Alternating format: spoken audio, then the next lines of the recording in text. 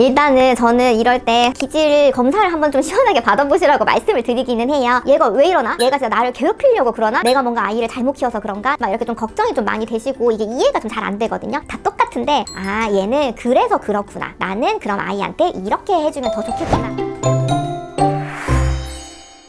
안녕하세요. 해운대 함소아 한의원 대표원장 안예지입니다. 선생님, 첫째한테는 정이 가는데 둘째한테는 좀 정이 안 가요. 이런 건 왜 그런 거죠? 그래서 우리가 살다 보면 저 사람은 뭔가 나랑 잘 맞는데 하는 사람이 있고 나쁜 사람은 아닌 것 같은데 불편해하는 사람이 있잖아요. 그래서 왜 우리 한동안 MBTI 다들 많이 보시면서 나랑 잘 맞네, 뭐 이게 나랑 안 맞네 이렇게도 많이 하잖아요. 그래서 사람에게는 누구나 타고난 기질적인 특성이 있어요. 보통 이제 이것을 기질과 성격으로 조금 나눠볼 수 있는데 기질은 타고난 거예요. 그냥 유전적으로 어떻게 보면 조금 결정되는 거. 그렇기 때문에 이것은 바꾸는 게 아니라 그냥 받아들이고 거기서 장점을 조금 더 찾고 단점을 완화시킬 수 있게끔 하는 거고요. 성격은 이제 후천적으로 조금 더 발달시킬 수 있는 것으로 보는데 이 기질이 나랑 조금 더 잘 맞는 아이가 있을 수 있고 나랑 조금 반대되는 아이가 있을 수 있어요. 그러면 당연히 나의 기질과 비슷한 아이면 뭐 조금 더 엄마가 대하기가 편하고 그 아이의 어떤 사고 방식이나 어떤 상황에서 어떤 행동을 할지가 조금 더 예측하기가 쉬워요. 대신에 이제 그게 반대로 되는 친구면 엄마 입장에서 쟤는 왜 저래? 약간 이렇게 되는 경우가 많은 거죠. 그래서 저는 저 아이를 이해할 수가 없어요. 이렇게 하면서 이제 많이들 물어보시거든요. 그래서 기질적인 특성이 맞고 안 맞고가 당연히 있습니다. 그 기질을 부모님들이 파악하는 방법이 있을까요?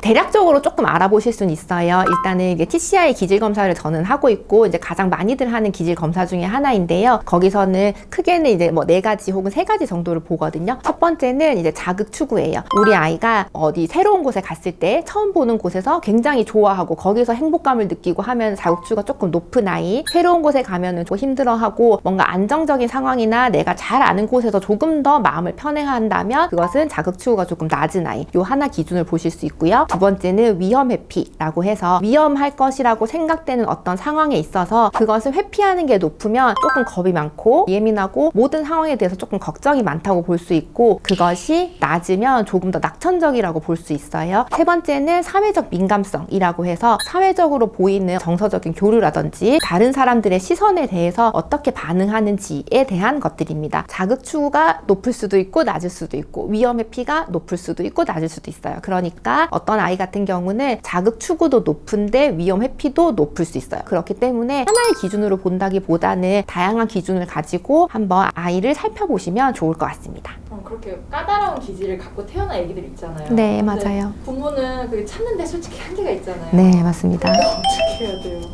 일단은 저는 이럴 때 기질 검사를 한번 좀 시원하게 받아보시라고 말씀을 드리기는 해요. 만 3세 이후부터 가능하거든요. 왜냐면 그 전까지는 사실 좀 답답해요. 얘가 왜 이러나? 얘가 진짜 나를 괴롭히려고 그러나? 내가 뭔가 아이를 잘못 키워서 그런가? 막 이렇게 좀 걱정이 좀 많이 되시고 이게 이해가 좀 잘 안 되거든요. 그런데 기질은 바뀌는 게 아니기 때문에 이것의 장점을 조금 더 봐주고 단점을 보완하는 게 굉장히 중요해요. 제가 항상 기질 검사하고 말씀드리지만 오늘 이걸 듣고 가신다고 해서 아이가 갑자기 말을 잘 듣거나 할 순 없어요. 다 똑같은데 얘는 그래서 그렇구나. 나는 그럼 아이한테 이렇게 해주면 더 좋겠구나 라는 거를 좀 알고 하시는 것과 모르고 하시는 것에서 상당히 큰 차이가 있기 때문에 그거를 조금 아시는 게 중요하기는 하고요. 또 하나 중요한 것은 아이가 스스로에 대한 자아 존중감이나 이런 것들이 많이 올라갈 수 있어요. 예를 들어서 위험 회피가 높은 친구한테 너는 왜 이렇게 겁이 많아? 너 이래가지고 되겠어? 그러면 아이는 스스로 나는 겁이 많고 좀 주눅들고 나는 좀 잘 못하는 아이인가 봐 이렇게 생각할 수 있고 만약에 어머니께서 똑같은 아이에게 너는 꼼꼼하고 준비성이 철저하고 이렇게 많이 준비를 했기 때문에 우리는 실수를 덜 할 거야 라고 말한다면 나는 뭐든지 더 잘할 수 있는 아이야 라고 생각을 할 수 있겠죠. 그렇기 때문에 부모님께서 이런 부분들을 조금 미리 알고 아이의 장점을 조금 더 키워줄 수 있는 방향으로 안내를 해주신다면 어머님도 훨씬 편하시고 아이에게도 훨씬 더 도움이 될 것 같습니다.